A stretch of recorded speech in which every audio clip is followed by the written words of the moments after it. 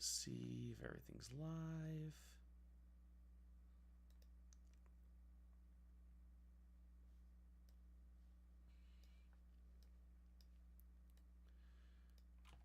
Hey, hello, how are you? My name's T.S. and I write comics, and I'm here to answer any and all of your questions about writing comics, creating your own comics, self-publishing, finding a publisher, anything like that. My new comic book, Hellion and Bash, issue 2, goes live on Kickstarter on Monday, the 17th.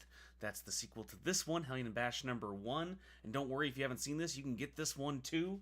I'm going to switch over to my fancy schmancy ad. Look at that. I'm T.S. and I write comics. It says it right there. You can read it. Issue 2, you can check out the link in my bio. It'll take you right over there. Click the notify button to find out when it goes live. And also, I'm telling you right now, it goes live on Monday. And yeah, it's going to be awesome. I'm super duper excited. Cosmic Times, what's going on, dude? When are we going to chat? When are we going to do this? When are we going to talk, link up? I almost said hook up, and I'm sorry. We're not going to hook up. I know it's Valentine's Day. Everyone's lonely, but I am taken. I'm sorry.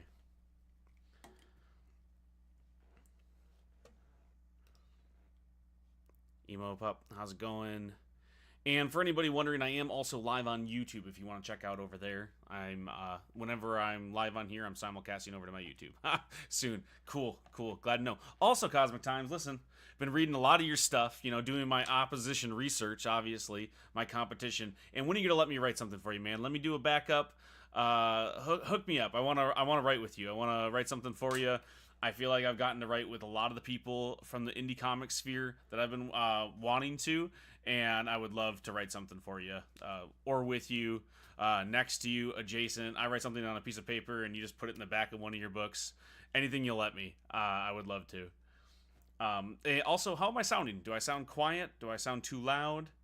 Do I sound gorgeous? Like, how am I sounding? Anybody have anything like that? I would love to hear it. But also, yeah, ask any questions you have. We want to talk shop about writing comic books, pitching them. I've just been working on a bunch of pitch packets for other publishers.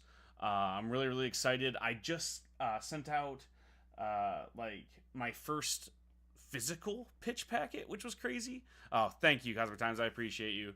I had not sent out many that weren't digital. Most of the times, publishers just want to get an email. It's got your pitch in it, and then it's got some sample pages, that kind of thing. And I talked to a publisher, and they liked that, and they wanted to give it to a higher up, and that higher up actually only they were like, nah, I like it, the stuff seems cool, but I want to hold it, I want to read it. So I had to do like an ash can press of this pitch packet that I did and print it out, staple it myself, and send it over, which was fascinating. Hopefully they like it. It was an interesting experience. I had never done something like that, but that's what I spent most of my morning doing, as well as getting the Kickstarter ready. So actually caught one. Oh, you caught me live. I see what you're talking about. I was like, what are you talking about? You caught one. Yeah, I try to go live a lot earlier than this or a lot later than this. But with it being Valentine's Day, I need to make dinner for my wife, and I have a bunch of fancy stuff planned for her, and I got some cool like candy stuff for my kids, and I need to do that. But then later on, I'm going to be on 5 Star Fridays with Mr. Fish and all the awesome people from the Agents of Geekdom network. So I'm doing that tonight too. So I needed to go live earlier than what I normally do and try to shill and talk to all you awesome people first before I have to go do my Valentine's Day duties and then go live. So if you have any questions about writing comics, publishing comics, finding a publisher for your comic books, anything like that, I would love to talk about them. Or if you have questions for Hellion and Bash, I would love to talk about that. If you haven't heard the pitch, who protects a sidekick from their superhero? If you have a superhero who's not treating his sidekick very well, who's going to protect them? Who's going to fight Batman to save Robin? Not many people are going to stand up to them. And when the heroes don't do anything about it, the villains have to step up. And that is the pitch for Hellion and Bash. And we're on issue number 2. Issue number 1 is all about a heist in the shadow of a kaiju attack. As the superheroes are distracted, the super thief Bash goes to work. And what he uncovers leads him on a crazy journey into issue 2, where he's being blamed for said kaiju attack. Yeah, so I'm just so stoked. It's been really fun having a publisher on this one specifically because While they didn't help as much as I wanted with the Kickstarter, they gave me money to do all the stuff for the Kickstarter ahead of time. So right about now on the first Kickstarter, I was really like rushing and trying to get everything down to the wire. And today, literally, I was just doing data entry because everything's already purchased, it's on its way, which is really cool. So do you outline your script before starting the actual writing process? Yeah, totally. So I have two outline processes that I do before. The first one, I just put down bullet points. It's like beginning, middle, and end, and I fill in what I know. And that is the first step into what I start to do. But then after I kind of have enough bullet points down that I know the basic shape of the story, then I'm pointing, but you can't see it. I have a fancy schmancy corkboard, and I do the TV writer's room style, and I write down every scene that I really like, and I put them up on the row for that issue. I have like 5 issues I'm writing right at this moment for different publishers, so my board's kind of dense. But I put each scene, and then I kind of put it in the order that I think that they should go in. But when I'm looking at it, I can go, okay, actually this scene needs to go before this scene and vice versa. And then I do sticky notes on top of those scenes.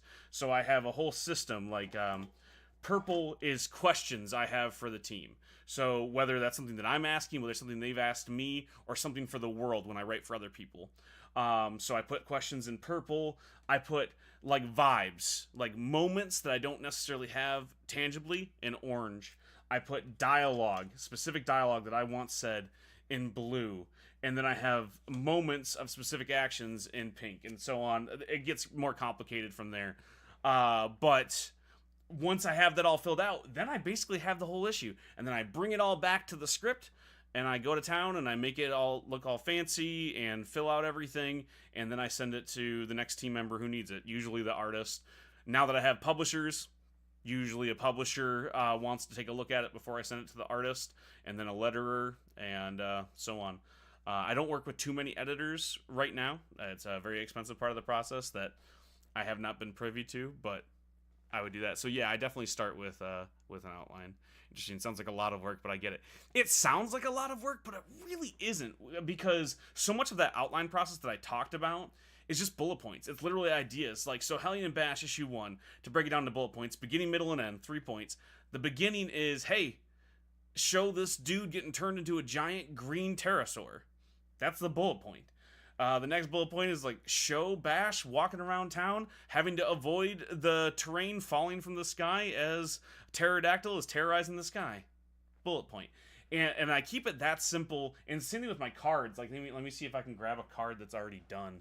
I think I got a pile over here, because I recycle my cards too. Okay, here's a quick one. So this just says a gargoyle giving press conference. Okay, that's a bullet point from issue 2. That's a scene that happens. And that's as simple as it goes up there, and just helps me order it. It used to take me about, I would say, 2 weeks to do an issue script. Now I do about 4 issues in a week. If I'm working on 4 issues, I could do 4 issues in a week with this process. Start to finish, at least a 22-page script sometimes. Lately, because I've been working with a publisher, we have a little bit of a higher budget, I can do 28 pages. Ty, what's going on, dude? Juan, how you doing? By the way, I never said hi, Cliff. How's it going? But yeah, so that's the general process. It goes pretty fast. When I'm actually scripting and writing it out, start to finish, I give myself a week to make it look good, make sure it makes sense. I toss it over to some beta readers to go, hey, did I do anything dumb in here before I start showing this to people? I don't stress too much about grammar and typos. I usually get that out of the way as I'm writing it, but every once in a while, I do an extra pass just to make sure, especially if I'm sending these pitch packets to publishers, I go back over the script just to make sure that I don't look like an idiot when I send it over. Like I said, it sounds complicated, but it goes really, really fast for me. Because of the way that my brain works and how much I think about comics and stuff, I have most of what I want already in my head. It just helps me to see it written out, to see if I'm making any plot holes or any dumb mistakes. Or usually what happens is when I write all this out, I get more ideas, which is partly why I do it. It's like, oh, seeing it written out, it would be really cool if I mentioned this piece of dialogue earlier, stuff like that. What conventions, if any, are you attending in 2025? I'm trying to attend a buttload in 2025. Mostly Midwest stuff, mostly Michigan stuff. Motor City Comic Con would be the big one that I'm going to be attending this year. I'm going to try to make it to Emerald City in Chicago. I just got an awesome list from Sean Peacock. Shout out to him. Check out all of his comics. Danger Boy is his new one that he's illustrating. Definitely go check that out. But he gave me a really extensive list, and I'm going to try to attend the majority of them. But Motor City Comic Con is going to be the big one this year. Good. Illustrating my comic right now. Heck yeah, Cliff. That's awesome. Painting each page. That sounds like a lot of work. Man, your lives are good and clearly getting better. Hey, man, I really, really appreciate that, dude. And I learned to do the lives really often from you, Mr. Midlife Crisis. So shout out to you. I watched you do so much construction work last year that I was like, listen, I got to be doing this. Whatever I can, if I can go live for at least an hour. I get more follows for my campaigns, for my Kickstarters going live than I have with any sort of ad spend. And I've done a lot of ad spend over the last year for these, and way more people are interested when I go live and can actually talk about my comic books and answer questions. And it's more fun for me. I really don't like recording a video and editing it and then trying to shill to you. I'd much rather just go live, keep it natural, answer questions if people are in the chat. And plus, I get to talk to some of the people that aren't necessarily fans, but are like coworkers and peers and stuff, because they pop into the lives where they won't necessarily be in the comments. And that's also fun for me. So I really enjoy this. So thank you for inspiring this, Mr. Midlife Crisis. There's a site somewhere with a bunch of cons. Heck yeah, Ty. If you ever figure out what it is, hit me up with it. Let's see. I have a list that I gotta get opened. I'm on Blue Sky now, and I was not a Twitter guy back in the day. I had it, and I used it occasionally. It came out when I was in high school, but I never really used it. But I'm on Blue Sky a lot more than I ever was any other social media other than TikTok. And that's where I've done most of my networking and whatnot. So I need to go there, because that's where I got this extensive list from.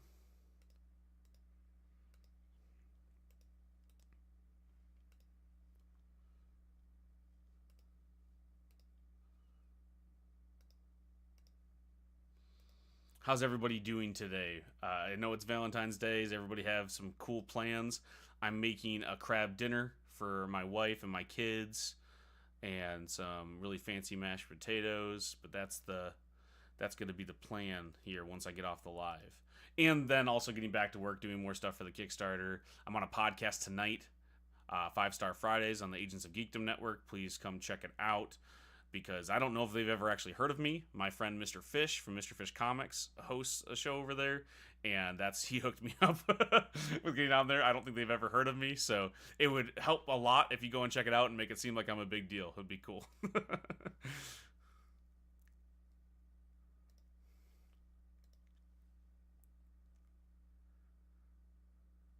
What about IG? I'm somewhat active on IG. I usually repost anything I make for TikTok over there, and occasionally if I have pictures and stuff. But I've never been a fan of a lot of the meta stuff, and I kind of missed the train on Instagram.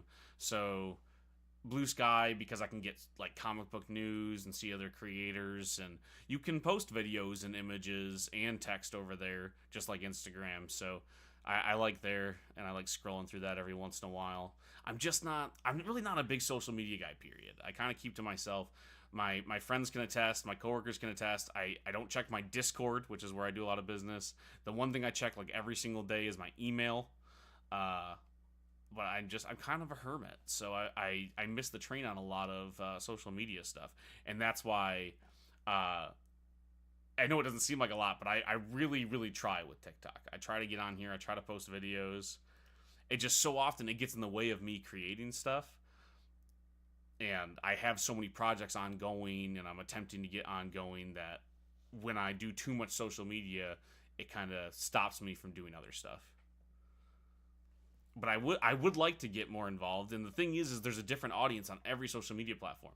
There's people that follow me on Instagram that will not check out anything on TikTok or Blue Sky, and vice versa for all of them. And then there's some fans that I talk to who don't follow me anywhere on social media. They don't care about social media. They don't want to get involved in social media at all. don't I dare ask them to do something like that. So, but you got to be everywhere. I just want to write silly comics, but you can't. You gotta be doing the social media game.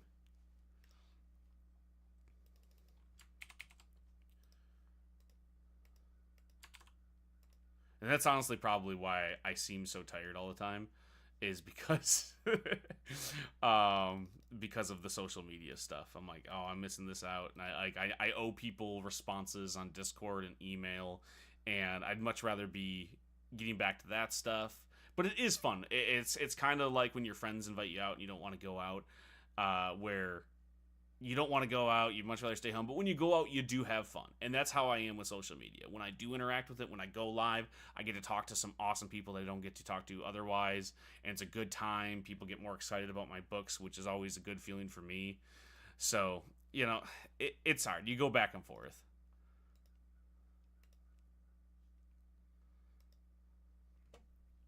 Well, let's see if I can get this list going.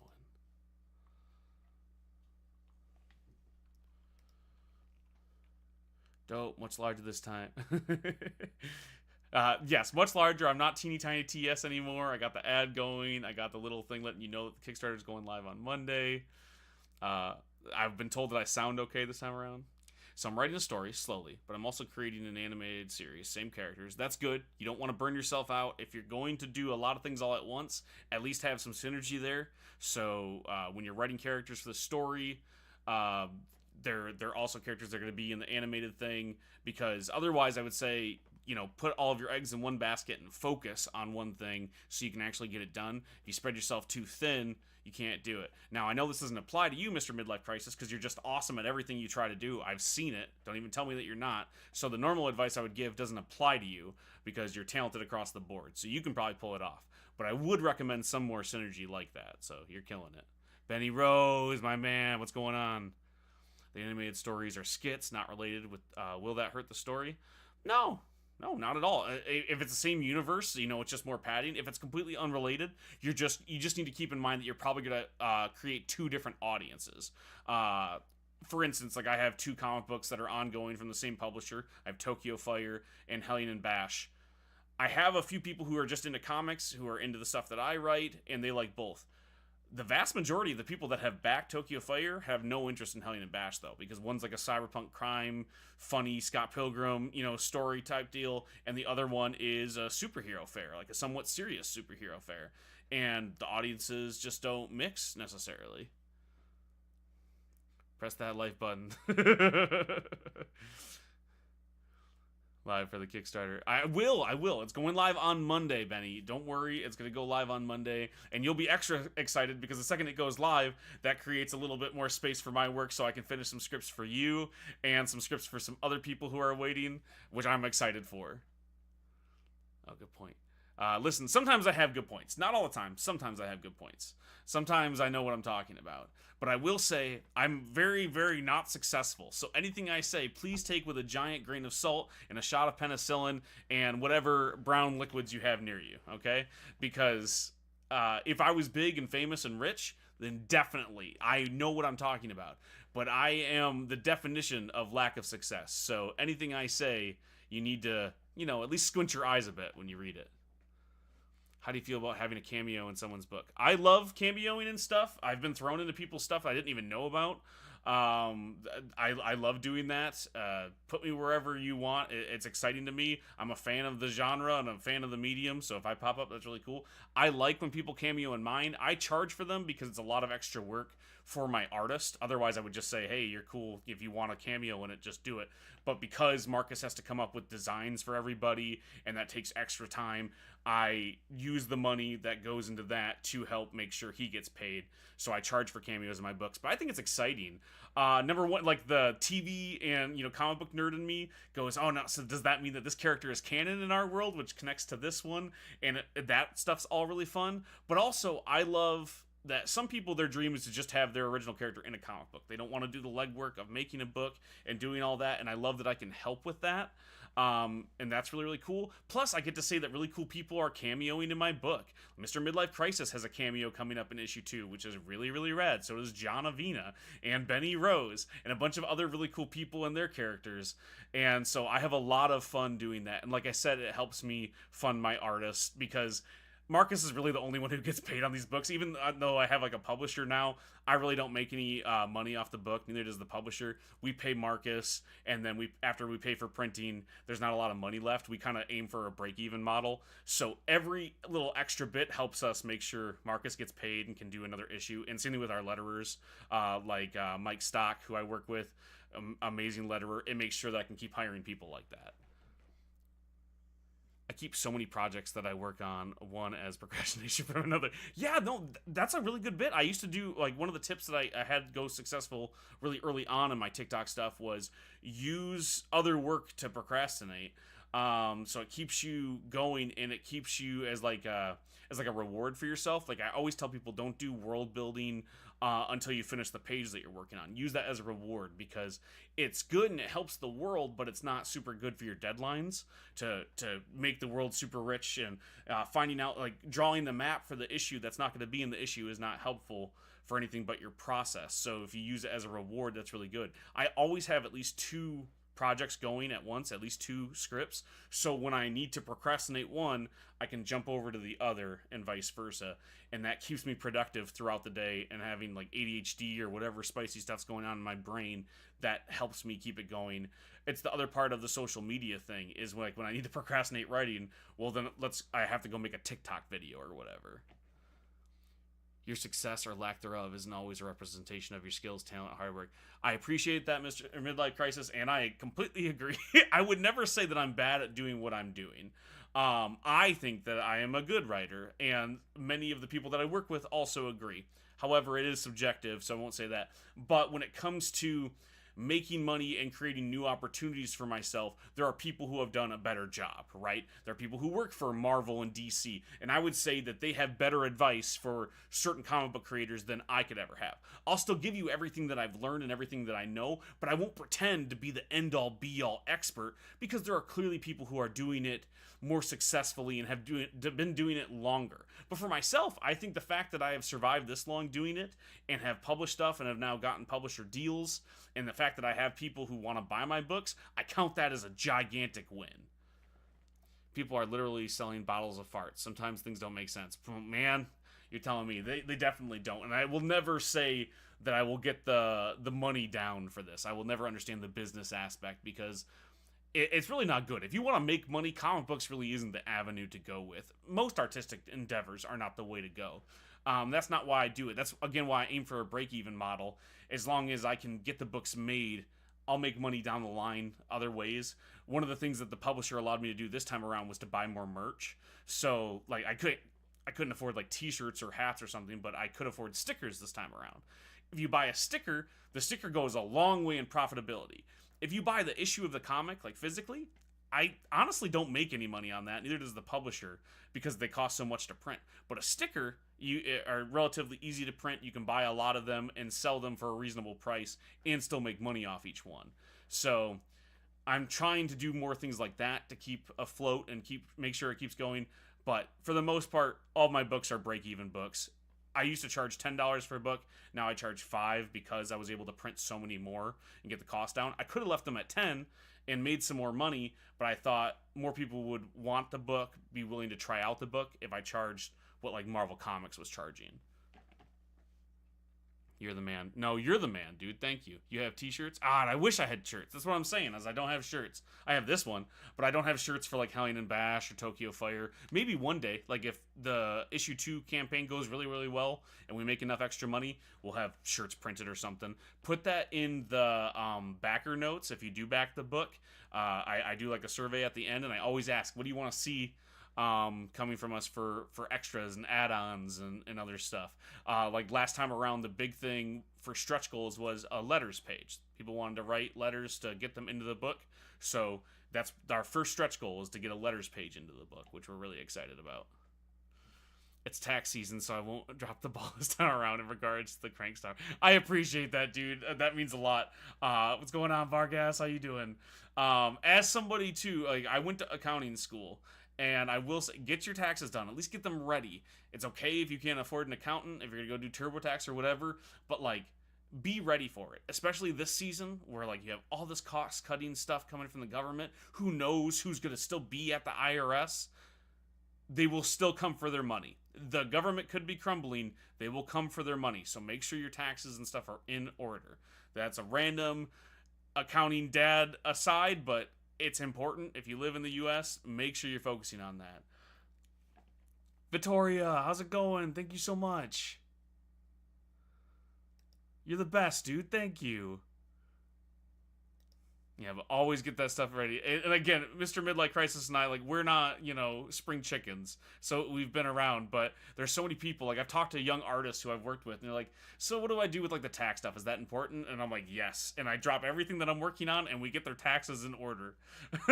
like, partly because you work with me, and, like, I work with publishers, and, like, their taxes need to be in order, but also because, man, it can really hurt you in the long run as you get older. I was subject to deleting TikTok, so this is my first day back. Wanted to send some good vibes. Oh, I appreciate you, Victoria. Thank you so much for coming back. Did you like Hellion and Bash issue 1?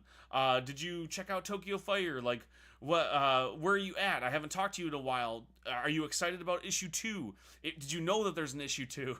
The link is in my bio.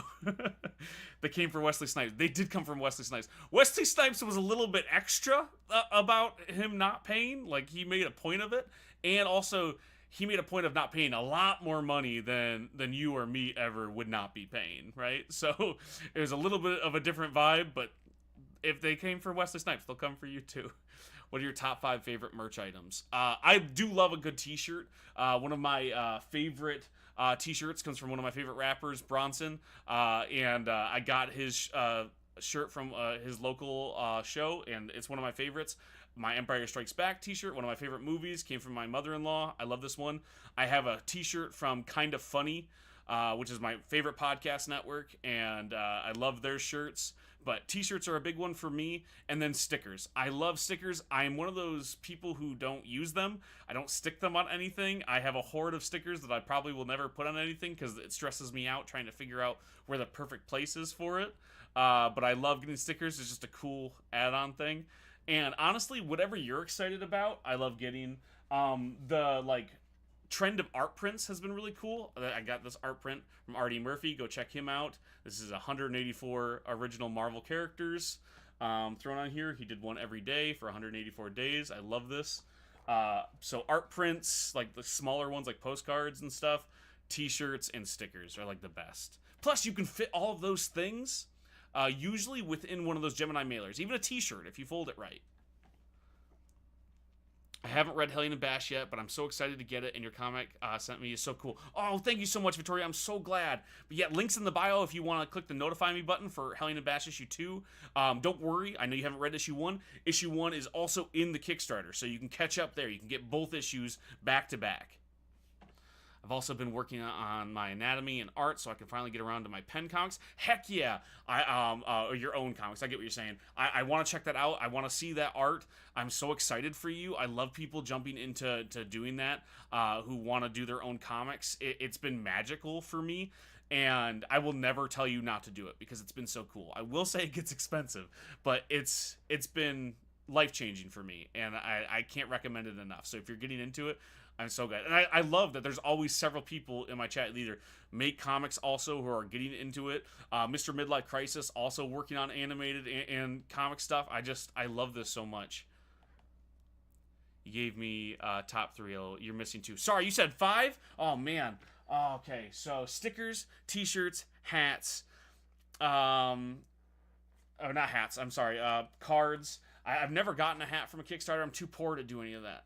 Any additional story stuff, so whether it's a pamphlet or a quick read through, that's always really cool. Especially if I got a comic and one of the other merch things is a mini comics or something like that. I love those. I'm not a big water bottle guy. I have one water bottle. I don't know why I would need 40 more. I don't have 50 Stanleys. My wife has 3 Stanleys, but I only need one water bottle, so water bottles don't do that for me. I don't honestly know if there's other stuff that I would get. Maybe a bookmark. I wouldn't use it, but they're always like looking cool. So I don't know if I have a top 5. Amber Ward, thank you so much, dude. Yeah, I don't know if if I can name other merch. I'm the only thing I like is like stories. So it's like comic books is really the thing. Maybe if they did beanies, if someone gave me a dope beanie, because I love slouch beanies, it's my favorite thing to wear. If they did something like that, that would be my other one. I'm not a big Funkos guy. I mean, action figures, the 6-inch scale action figures are some of my favorite things to collect and or model kits. I can't afford to buy many, but let me see if I can grab one here. This is one of my prized possessions, so like a 6-inch figure of any action figure type thing would be the perfect merch item for me for most things. This is Blue Beat, or the Blue Beetleborg if you're from America. My wife got this for me. It's like my favorite thing ever in the world. But yeah, so action figures would be the other one. Doesn't merch aside from the comic just cut into the bottom line? You'd think that, and it does. I would say don't focus on it until you can get to some extra profitability. But the thing about most merch, Cliff, is that it has way, way, way better overhead than anything comic books. Like I was explaining. So I charge about $5 for my comic books. It costs me a little over $3,000 to get it made art-wise. It costs me about $1,600 to get it printed. You do the math on that, I'm barely breaking even on every book, and I'm not after shipping, right? So comic books cost a lot of money to make. You can't sell them for a ton of money, so you're breaking even on that. So when I start selling stickers or my scripts or anything digital, I make way more money off that than I ever do my comic books to try to stay afloat. So if you can do other merch, I'd say do it. But as someone who didn't do it for a really long time, it's like, just do the book. If that's what you can afford, do the book. That's way more important than any of your merch. But if you can get around to doing merch and your fans want it and are willing to buy it, try to provide that for them, because it's one of the only ways you will actually reach a profitability on any of your projects, because it's just, the overhead is so bad. Your bottom line for comic books is rough. I meant for the Kickstarter itself. I specifically make sure anything that I'm selling can fit into the same mailer that the comic book is going to go out to, because shipping is what's going to eat you alive. So if you're selling a t-shirt and your t-shirt doesn't fit into your Gemini mailer with their 2 issues of the comic that they bought, well, now you're underwater when it comes to shipping. So, but if it can fit in there like a postcard, like my art prints are 8.5 by 5.5, so they fit right into the same mailer. The stickers fit.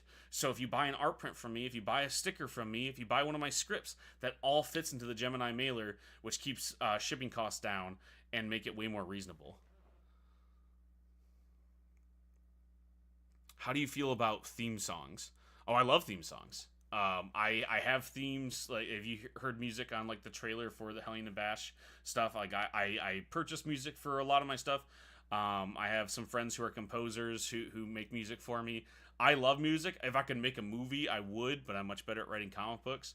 But I have themes and music for all of my characters and all of my comics, so I love that. It's kind of expensive. Anything from Whamstand for me. Oh yeah, Whamstand. That's my next thing I want to do. I want to get more standee stuff. I want to get some of the really cool stuff that I've seen other people get from Whamstand, especially with me going to more cons this year. That'll be a big one. Big chains. But yeah, I hope that answers your question, Cliff, if that makes more sense. In general, I'm not a big merch guy. I want to do the stories. Everything I spend more money on takes away from doing the stories. And I'm lucky in being the writer and illustrator. I get printed locally. I used to get printed locally, and I worked with a few of the comic publishers like Comics Wellspring, Kablam, and a few others. And prices versus print time versus delivery costs and everything, it was much easier for me to go with. I didn't go overseas. I went across the country. There's a company out of California that does a lot of stuff for some of the smaller publishers like Invader Comics, who I publish with. called Color Vision. I highly recommend them. Great people, very quick. They print out of Minnesota. And so I was able to print with them. Much larger quantities, lower prices. But Comics Wellspring is still really good. And local printers can be good. I worked with a few locals, like just down the road, and the print shop just couldn't stay alive and they went down. That's who printed my posters for Tokyo Fire 1. And I would have had more posters had they still been in business, but because they went out of business, I had to find different printing for all my stuff. Go check out the theme song I made for Mr. Fish on his Crankstopper Green Zone Life in the Blocks. Do it. It's amazing. One of the coolest things that have ever been done for any of our indie comic stuff. It was so cool that Mr. Fish changed the video that plays before his Kickstarter from like the one that we made and worked on and really hard to just Mr. Midlife Crisis's video because it was so much better. So go check that out. I gotta go, but hopefully I'll see you around, man. I'll be messaging you for a signed copy of HB. You bet, Vittoria. Like, again, I will sign it. If you back it on Kickstarter, it's coming your way, and I will sign it. I sign all of them. Unless you don't want a signed copy, and then I won't do it, and I'm sorry. Gotta get all the signed copies. 1,000%. Oh, dang. Yeah, that one who did my initial printing went out, so the reprint is by someone else. See, that's what happened. It's so expensive to be a small publisher, or a printer, I mean. And a lot of those small printers, they were not a fan of doing comic books. It takes them so much longer because they got to staple them by hand usually, and to do the offset printing and collation, they just don't have the time, resources, and inclination. So they usually charge more to do all that stuff because they don't have a system built in for it. And so it doesn't really fit into their business model. So I don't blame them by any means. I just can't afford it usually. And finding someone local in Color Vision was really helpful. I don't have to feel like I'm outsourcing too far. And now with tariffs, I don't have to worry about those costs. It was a little bit scary for a moment there because I think half of their printing is done in Minnesota and the other half is done in Canada. And also most of our paper, comes from there. So even if it is printed in the US, you're still going to see bigger costs. So I'm glad that got paused for now. Hellion and Bash figures would be awesome. It really would be. It would definitely be on a bucket list thing. But if people still enjoy doing it, that's something I would look into. But I try not to put the cart before the horse. One of the reasons why I don't only sell things like stickers or the script is because I think I had maybe 60 backers on the last project. When it comes to sales to stores, I had maybe 100. I think we're close to 200 copies sold of Hellion and Bash issue number 1. About 350 copies sold on Tokyo Fire number 1.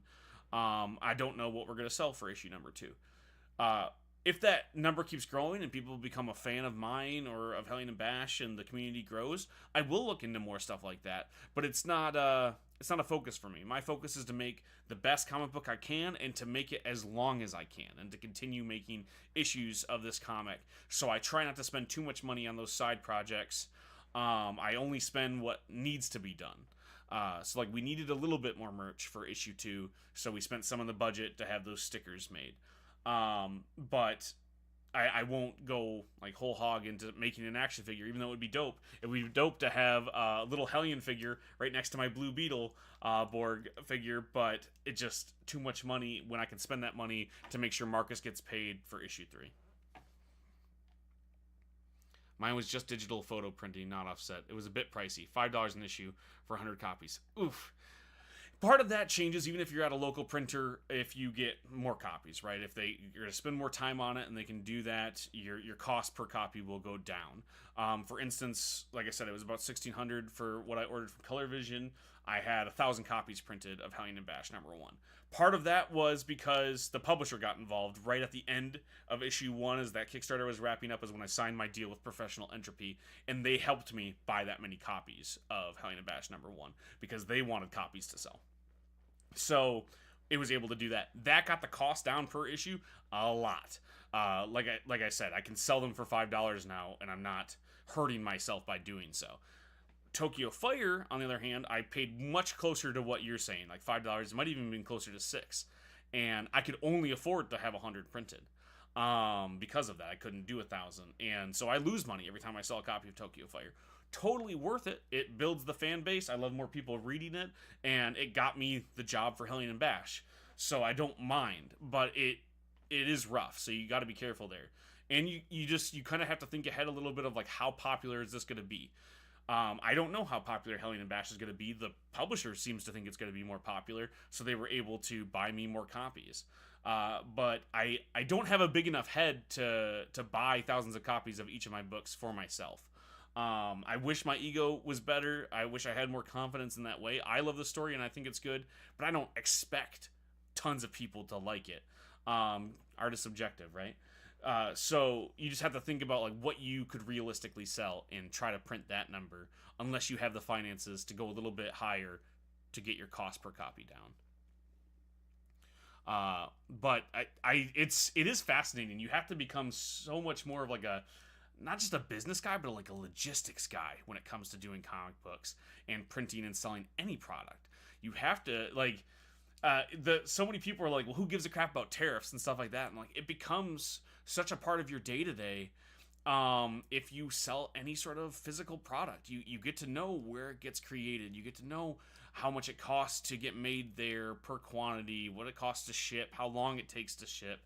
Getting ahead of that stuff. Issue 2 is already almost complete, and the Kickstarter is not even up yet, so I can have it to the printer, and so it gets to me by the time the campaign gets done, and I can ship it out relatively quickly. That takes a lot of time and math and focus to do, that just really gets in the way of writing the next comic books, you know? Do you have the first copies of your books, or did you sell through them? No, I still have the first copies. Do you mean like the first printing of like Tokyo Fire or from Hellion and Bash? Because I have both of those.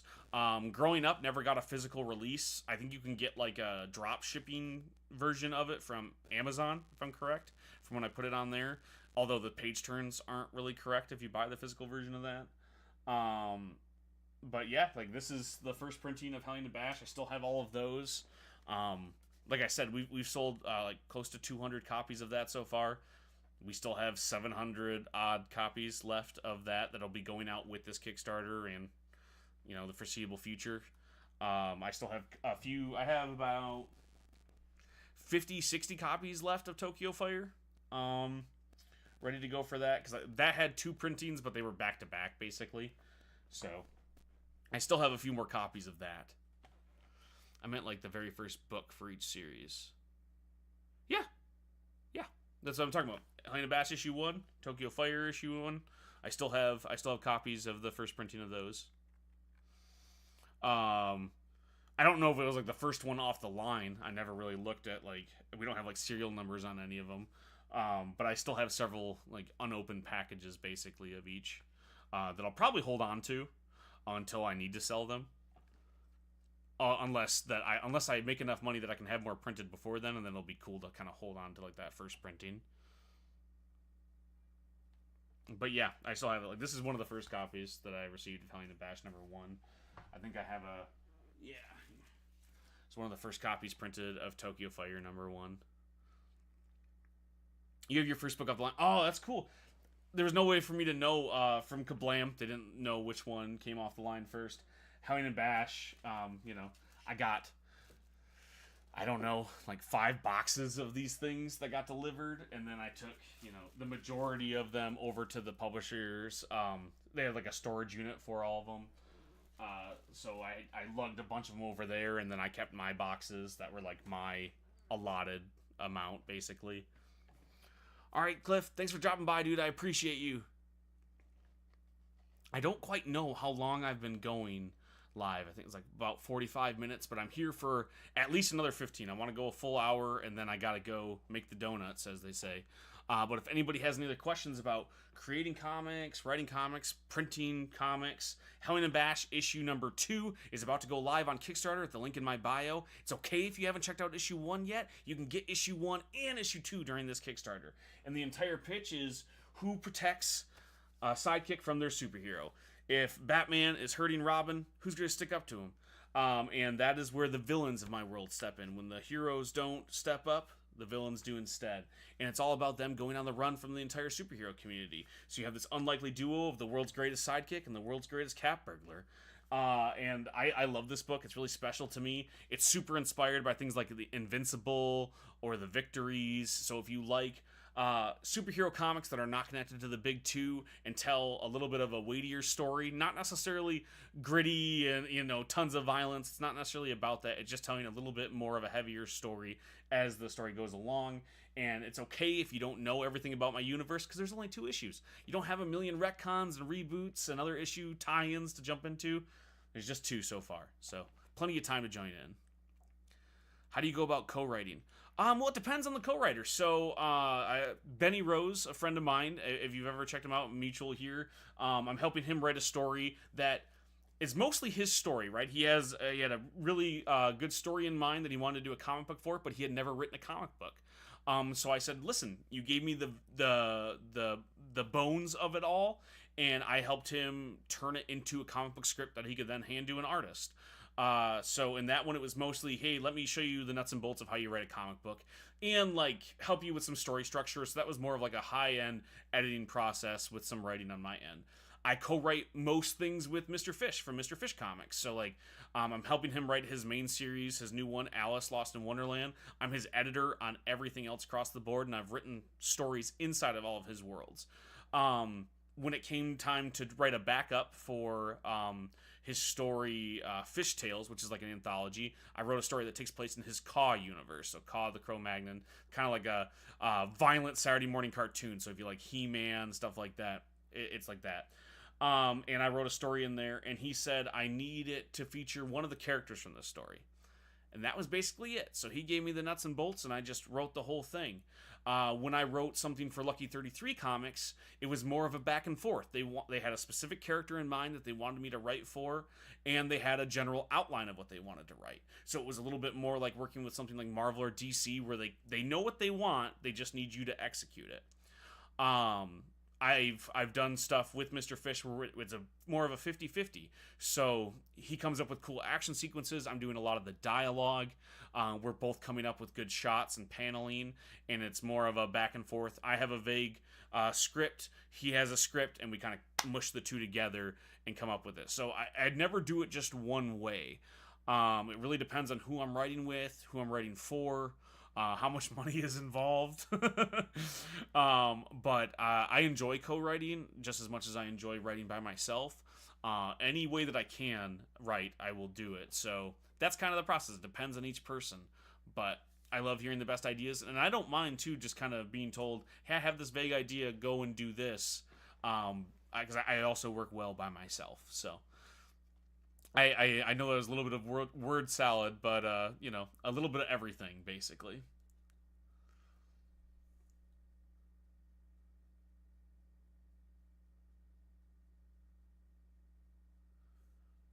Speaking of Mr. Fish, he was just texting me.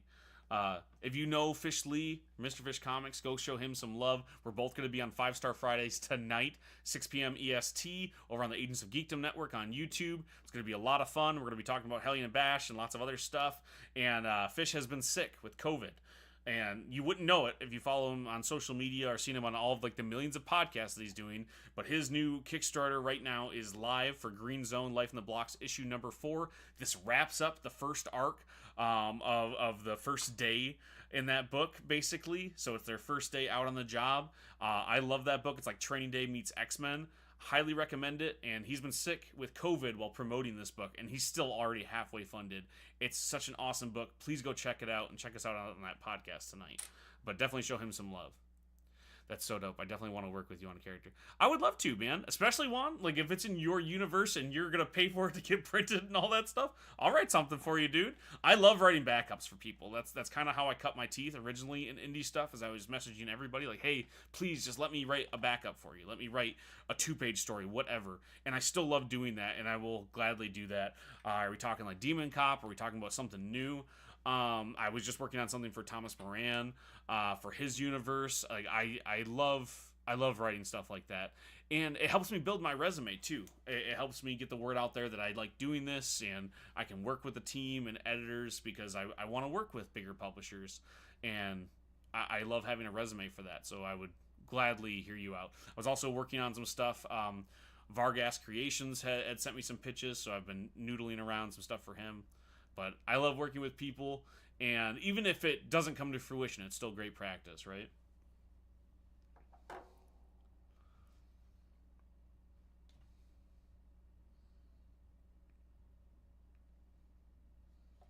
Sorry, I'm getting updates from TikTok on my phone as well as over here. Tomonomicon, how you doing, dude? How's the comic coming along?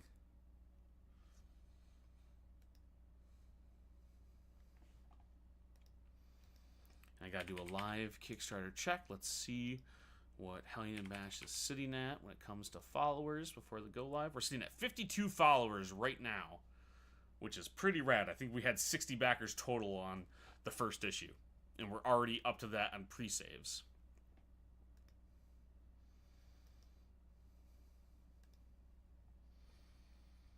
Script done now. I gotta draw the dang thing. Yeah, you do. You gotta do it. Panel by panel. Take it one day at a time, dude. You got this. When do you go live? I go live Monday, the 17th. First thing. So go check that out. If you're excited, I'm excited. Tell a friend, tell a neighbor, tell that weird dude at the comic book shop. He might like it. I don't know. Start yelling it at random people on the street. Oi, oi, Unreal Existence. What's going on, dude? But yeah, again, I hate to shill. I hate to be that guy. It's just, it is part of it. You gotta make comic books to make comic books. To get through those gates, so the gatekeepers want to see that you've done it before. And the only way to do it is to crowdfund it and get it on platforms like that. Even with a publisher, still got to crowdfund it. So Hellion and Bash issue number 2 going live on Kickstarter on Monday. The link is in my bio. Go check it out. Who protects a sidekick from their superhero? Well, that's where the supervillains come in. And that's what it's all about. Issue number 2 picks up where issue number 1 left off. And if you haven't read issue number 1, that's okay, because you can pick up both on the Kickstarter and catch up. And I'm super excited. We have a publisher involved, which means issue number 2 is already being made and underway. You don't have to worry about it not getting done. It's being done right now. And you're going to get issue number 3 and issue number 4. I can't promise anything more than that, because right now that's what I'm contracted to do, and that's what we have allotted. But if people buy issue 2 a ton and issue number 3, heck, you might get a second arc from it. We'll have to see. Issue 1 was so good, y'all. Dude, that means so much. Man, thank you so much.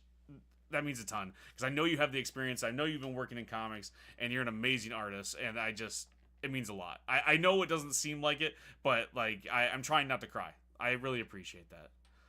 Take my friendship money. Nix, I will take all your friendship money. I love you, and I appreciate you. Thank you so much for backing issue number 1. I hope you back issue 2, and if you don't, that's okay. But I hope you enjoyed issue 1 as well. I'll take the friendship money, but I also hope that you enjoy the comic book. It is more of what it's about. And, having a publisher involved and being able to do issue number 2, and we have a script in for issue 3, and we're doing character designs and stuff. It's been really cool to know that people are willing to go and check it out, because I'm like, as I get like this buy-in from a publisher and the artist is working on stuff, doesn't mean diddly squat if there aren't people who are still interested in reading after issue 1. So every time someone comes in here and is like, oh, issue 1 was good, I'm like, oh, thank God, because we are so far deep into issue 2 and 3. It's like there's like a weight on my chest going, oh God, I hope they liked it. They just got it in the mail now, and I'm about to ask them to buy issue 2. So it's kind of scary that we're working ahead. I've never done that before. Wish I had more than kind words to offer, bud. You deserve it. Dude, no, it's plenty, and it means a ton. Because like I said, it is a little bit like I'm Tinkerbell, right? I need constant affirmation or I'll die. because there's stakeholders involved now, right? Like I can't just make it on a hope and prayer. I have people that I have to pay and make sure that they're making money so we get to make the next one. My publisher is really awesome, and they're buddies of mine, and I actually own a stake in the company. So it's like we're mostly breaking even. No one really makes money off of it. But we have to make enough to break even so we can make the next one still. So I still have to sell them. And the fact that we put a lot of money into issue 2 before issue 1 got into people's hands, and you come back and you tell me it's good, it is like, oh, thank God, at least somebody likes it. Because you don't know. You're kind of gambling a little bit when you start making the next issue before the issue before sold well. And it's scary, dude.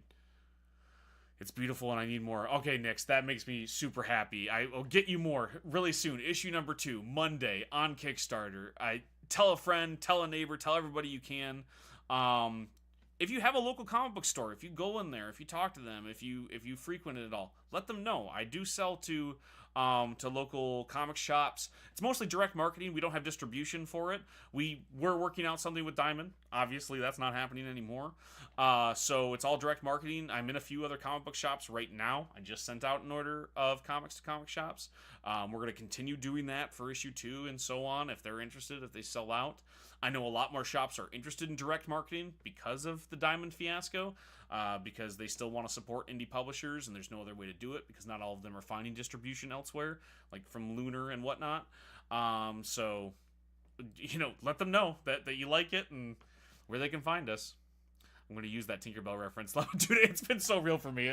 I tell people that all the time. Like, I need constant affirmation or I'm going to die is like words that I utter on a daily basis because I do it for myself, right? Like, I write the stories that I like, and if I like them, that's what I put out.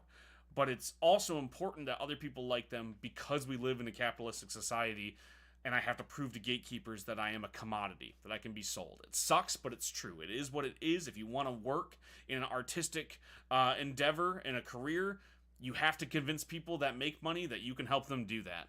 And you can only do that by people praising you. And liking the thing that you're doing and purchasing it. So it does mean a lot. Even if you can't buy a thing, even if you can't give money, tell the artist that you appreciate what they've created, because sometimes that's all you can get, and it's needed, because otherwise you just end up in this black hole of making stuff and just throwing it out there. And it's good to love what you're making, but it's great to hear that other people are enjoying it, because I want people to enjoy it. I want people to like the story. I like it, and I am going to cherish it, and I'm proud of it, but it means a lot to me that other people like it, and it will help me have longevity in doing this. And also, I gotta feed my kids. Those dang things, they eat every day. No one ever tells you that when you're gonna have a kid. I had 2. My mistake, I know, I did it. They didn't ask to be brought in this world, but I did it. I have 2 of them, and they eat every single day. And, you got to keep the house warm, otherwise they'll freeze. And, they want to buy their own comic books. And, God, the Pokemon, so much Pokemon. It gets expensive. And, when I can sell the comic books and actually make money on them, hopefully I'll be able to provide those things. I don't know if they'll have enough until then, but, got to make it. Definitely enjoy your work, brother. Dude, Juan, I appreciate that, man, and ditto. And it's been really exciting making more friends who make comic books, because I love anybody who's willing to read my stuff. Like it or hate it, if you're willing to take a chance on it, that means everything.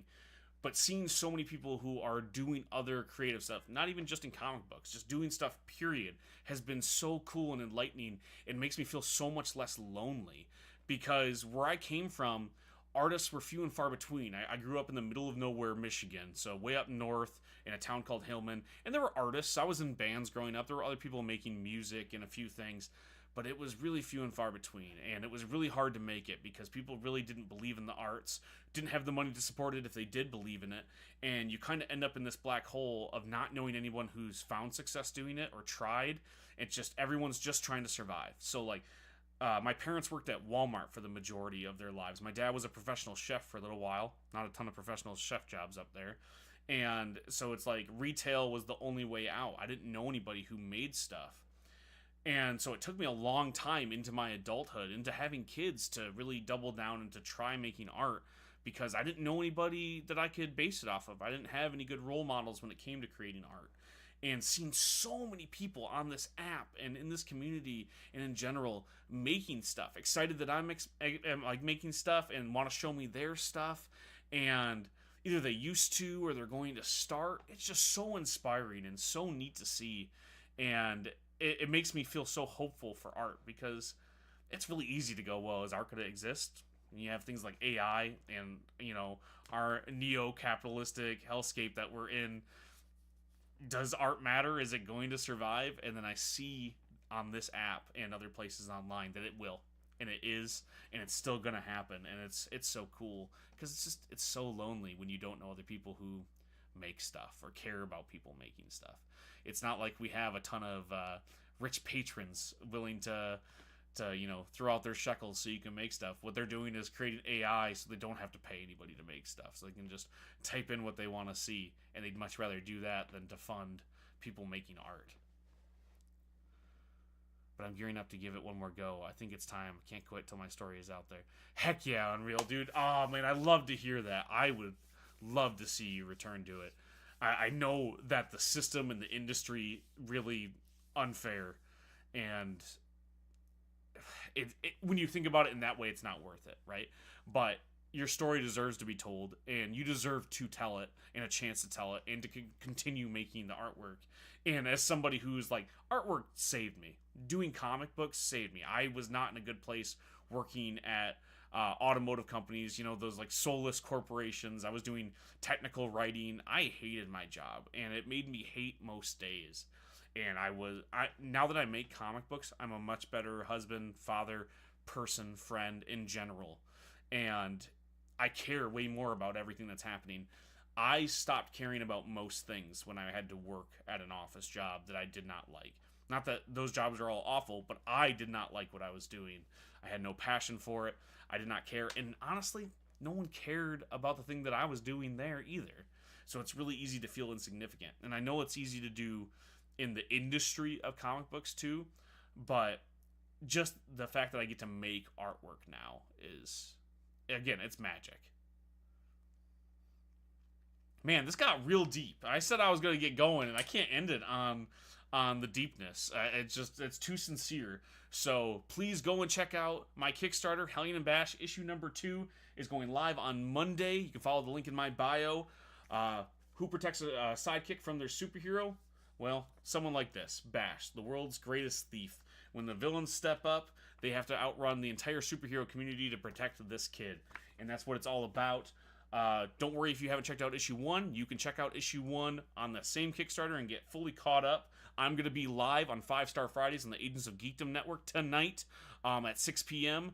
Please come, hang out, make it seem like I'm a big deal. Maybe they'll invite me back. I'm super excited to be on another podcast. If you have a podcast that you want to talk to me on, I will gladly do it. I have a publisher now, and they want to see me everywhere to make it look like the money that they gave me was worth it. So let's make it happen. You are. It's like that bowler. Like, who do you think you are? I am. But if any last minute questions, anybody want to know anything about comic books, any thoughts, feelings, anything like that, definitely relate to the. Oh yeah, heck yeah, dude. It's hard not feeling it. Link to the podcast will be on your socials. It sure will. I will be posting a thing, and I can see if I can post it in the chat. I had their YouTube up. 1 second. 5 Star Fridays.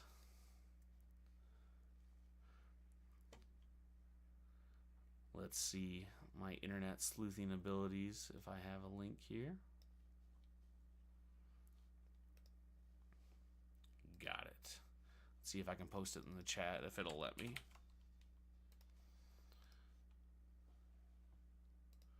Let me know if you see this comment. See if it doesn't get flagged.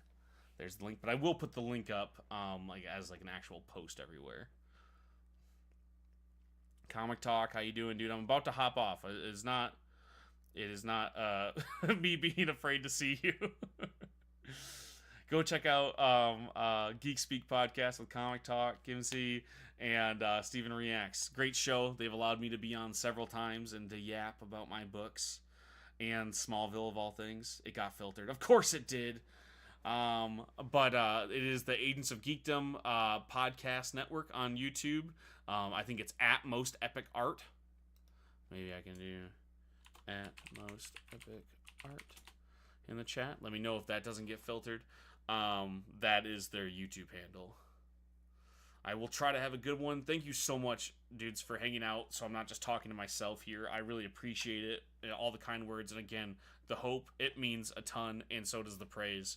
Let me do one last thing. Let me check what the Kickstarter is sitting at so I can have a thing to clip out, because everything is content, because the world is on fire and we are a commodity. We are sitting at 52 followers over on Kickstarter. Links in the bio. Tell a friend.